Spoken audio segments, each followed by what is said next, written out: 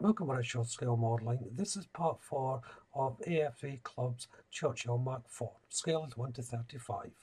In this part I'm going to be concentrating on building the lower half of the hull. So let's jump into this and see how well I get on. So to carry on where I left off, the back plate has been fitted with all the little bits and pieces, the lights I think they are. So it's time to attach that to the to form the main hull. This part just sits in at the end. It does have a little running track for it to bump up against, so it's easy enough to get the position right. And it's the same with the bottom part of the hull. There's a little location grooves where the plate should sit, and it lines up perfectly. You shouldn't have any problems lining this up. And then it's a simple case of marrying up the second half. Now I always say do this when it's only semi-dry. Don't wait until it's fully dry, just in case you do have to have a little bit of manoeuvre and squeezing the parts so they fit. I didn't have to worry about that in this case, but it's a little thing to bear in mind, just in case the lining up is an issue, but it wasn't with this. I did have to gently just press down the one end of the swing where it popped out, but apart from that, the fit was really good. For the opposite end, the tow cable is next to be made up. This bracket is a fairly simple bracket to make up. You have the main plate, then the tow cable bracket just pushes into it. You won't need any cement for this. In fact, the instructions don't say leave out the cement, but if you want it to move, it will stay in position quite easily. And there's a little box that's sitting next to it. You don't have to make this up. This is already moulded. I don't know what's up with my camera. It keeps on dropping out of focus, so I do apologise for that. It's finding it difficult to pick up these little small parts. So then it's back to the other side, and I'm fitting the vent system on the back. Now this comes in 3 parts. You have this vent part that I'm placing on now. I'll lower the tank a little bit so you can have a look. I've got the camera zoomed right in, so it's quite difficult to keep everything in frame. But there you can see it right there. It just sits on top of the plate that I put in. Then the secondary plate goes in, and that just sits right on top of it. Again, I apologise for the camera angle. I didn't realise it was this unclear.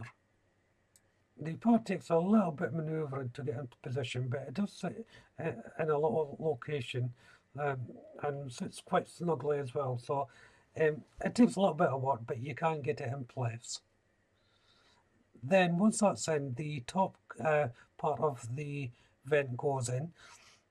Like all these parts, it does have a running location point so that you know exactly where everything has to go. There is a gap that runs along the edge of this. I assume that's meant to be there. Looking at the instructions, it does appear it's meant to be a slight gap. For the top section of the hull, first of all, there's a little bit of prep work to be done, and that's just drilling a series of little pilot holes around where the turret is going to be. And each hole has a little bit of nub of plastic that goes in. I have no idea what these are for, but there's 2 on each corner that go in.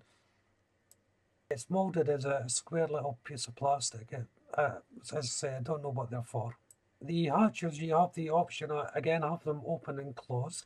If you have them open, then there's a bottom latch that you can place on. I've placed this one on, but I'm not placing them all on because I have them mine closed. So while that's drying, I'm making up some of the lenses or the sides. Now there's 2 initially to make up. First of all, the housing, which I painted beforehand, before placing in the clear plastic part. I used normal cement for this. I didn't bother with canopy glue because I'm not bothered if this fogs off slightly because it will be painted. And the top part gets fitted in. Now I'm using a little bit of masking tape here just to keep it in place. The reason why I'm doing that for these are not cemented into place. If you want these to move, they can do. So the cement is not necessary, but then you will have to secure it so that it doesn't move, hence the masking tape. So, but one I did cement, as you can see there, just to show you the different technique. So once that's done, on the rear side, there's a long column of clear plastic that then gets placed on. The location for these are very small. Normal cement will do for it. In fact, that's what I recommend, because you really want a good bond for this. And if you put it in such a way, then the site will be able to twist around. I, however, didn't.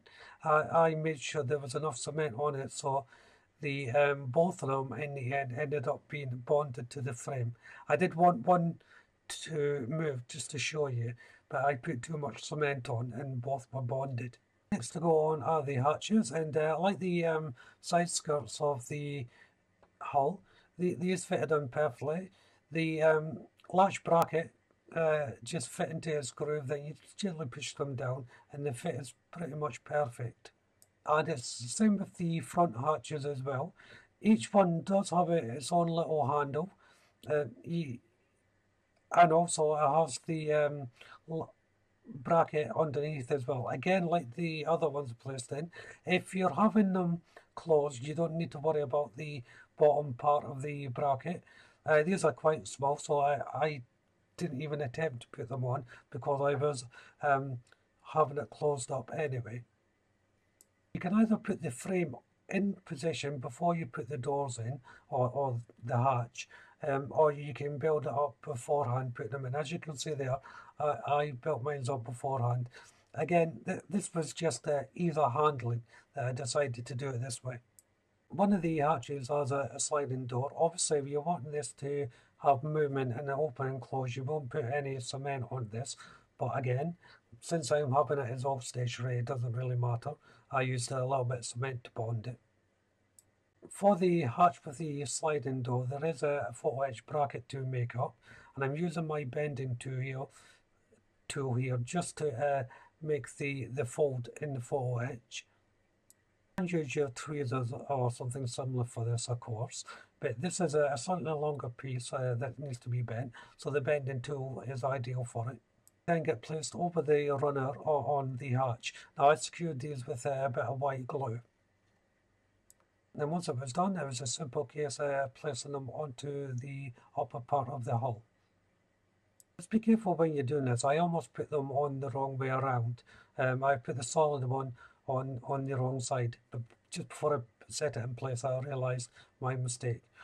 Now this little hatch cover here, I did place on, but in the end I took it off because it was interfering when I was putting the next part on. So I would recommend leaving this part off for now. So the bits I'm making up now are for this next part, and again it's more bending for the some of the photo etch parts, and this is for the weapon, for the machine gun. Now you don't have to do this if you're having it closed up, because you will not see this part if you're having the whole unit closed up. But again, I like to show it now and again just to show you it's getting done, but it's not really necessary at this point. The photo etch part then goes on to the weapon from the barrel to the main frame of the weapon. But as I said, this is all going to be encased inside the tank. I'm painting it with Humbrol's 53 gun metal. The instructions are actually calling for a steel colour for the weapon to be painted in, but I think the gunmetal is a better colour. This is to make up the housing for the gun. As you can see, there's initially 3 parts. Now this can move if you want it, so just be careful where you place your cement. The main housing itself can be made up without worrying too much about the cement. It's once you attach it to the actual ornament itself, is where it will be, the movement will be created. Another unit that gets bit up that sits beside the machine gun. Now this is a tiny little photo etch part that goes onto a plastic part, which is like a bracket type thing. Again, I'm not 100% sure what it's for. I didn't bother putting on the photo etch part because it was so small. There was just no way I was going to get it on there. So once it was dry, I was able then to fit it to the main frame. That just sits in there. Now, this is where you would put less cement on, and in the areas where you want movement. There is a couple of little pins for the main unit to sit in, and it just swivels up and down. I didn't bother with that. I just had it in one straight position. And then once the Alstom was in, I simply then just placed in the machine gun. So as you can see, that's only the tip of the barrel that is going to be exposed. All the rest will be the inside of the tank. So now it's time to fit the top half of the lower hull, and then I'll be placing on the side armament with the machine gun. And this is where I'll actually end the video. So it's cut a bit short, but I tried to keep these videos on a certain amount of time, so I'm just going to use this as my cut-off point. So as you can see there, I'm just placing in the armament now. There's a lower part that goes in as well, and that's slightly off camera, so there's no point in trying to show you that as well. So if you haven't done so already, why don't you check out the channel for my other builds? If you subscribe to the channel, please do so. Make sure you hit the notification bell. That way you'll be kept up to date, not only with this build, but all my other builds, of course. Hit the like button, don't be afraid to leave a comment, and of course you can share the video. But for now, thank you all very much for watching. Bye bye.